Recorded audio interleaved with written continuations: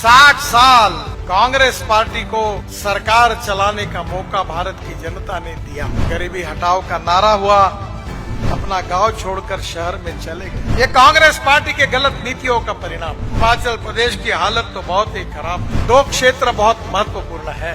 गांवों को मजबूत सड़कों से जोड़ने का काम हिंदुस्तान के इतिहास में किसी व्यक्ति ने किया है तो उसका नाम अटल बिहारी वाजपेयी है। जवाहरलाल नेहरू देश के पहले प्रधानमंत्री बने, बाद में इंदिरा गांधी जी प्रधानमंत्री बनी, उनके बाद राजीव गांधी जी बने, फिर सोनिया जी और राजीव जी के नेतृत्व में, राहुल जी के नेतृत्व में मनमोहन सिंह जी बने। हमारे 75 साल हमारे स्वाधीनता को हुए हैं। 60 साल कांग्रेस पार्टी को सरकार चलाने का मौका भारत की जनता ने दिया।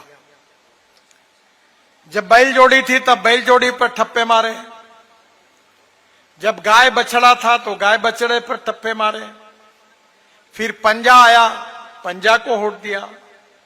कभी 20 कलमी, कभी 40 कलमी, कभी 5 कलमी कार्यक्रमों की घोषणा होती रही। गरीबी हटाओ का नारा हुआ, पर गरीबों की गरीबी दूर नहीं हुई। बहनों और भाइयों, देश के विकास के लिए हमारे यहां 2 क्षेत्र बहुत महत्वपूर्ण है। एक उद्योग क्षेत्र है और दूसरे हमारी खेती है, कृषि क्षेत्र है। अगर उद्योग क्षेत्र को अगर बढ़ावा देना है तो हमारे लिए यह आवश्यक होता है कि water, power, transport and communication, पानी चाहिए, बिजली चाहिए, कम्युनिकेशन की साधन चाहिए और रोड चाहिए। उसके बिना कोई उद्योग नहीं आता और उद्योग आए बिना कोई रोजगार नहीं मिलता। दूसरा क्षेत्र हमारे कृषि का क्षेत्र है। मैं भी किसान हूं। मेरे क्षेत्र में 3 चीनी मिलें चलाता हूं, पर आज कृषि क्षेत्र की भी स्थिति में 60 साल कांग्रेस पार्टी को मिले पर कोई बहुत ज्यादा फर्क नहीं आया। आज देश में 1947 में 90% आबादी गांव में रहती थी, पर आज की स्थिति ऐसी है कि केवल 60% आबादी गांव में रहती है। ये 30% लोग अपने गांव को, अपने घर को छोड़कर मुंबई, दिल्ली, बेंगलोर, चेन्नई, कलकत्ता, चंडीगढ़ अपना गांव छोड़कर शहर में चले गए।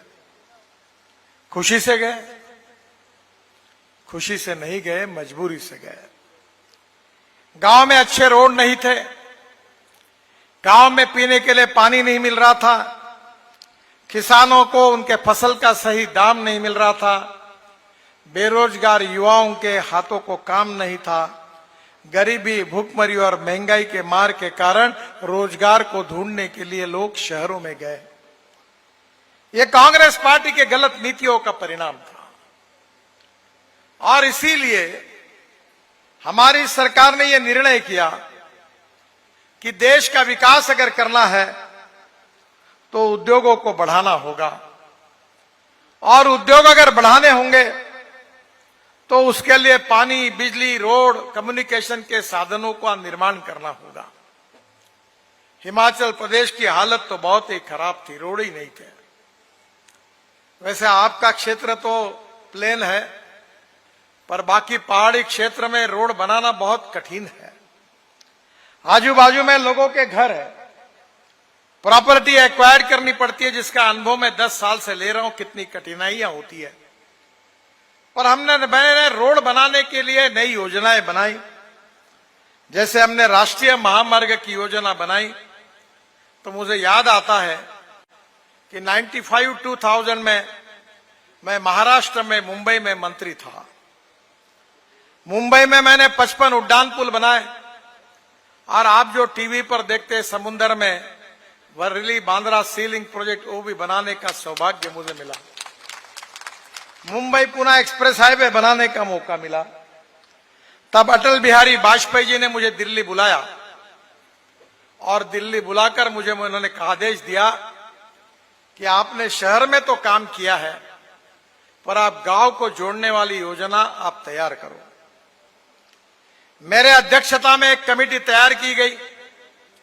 3 महीने मैंने उस कमेटी में काम किया और अटल बिहारी वाजपेयी जब प्रधानमंत्री थे उनको रिपोर्ट मैंने सौंपा।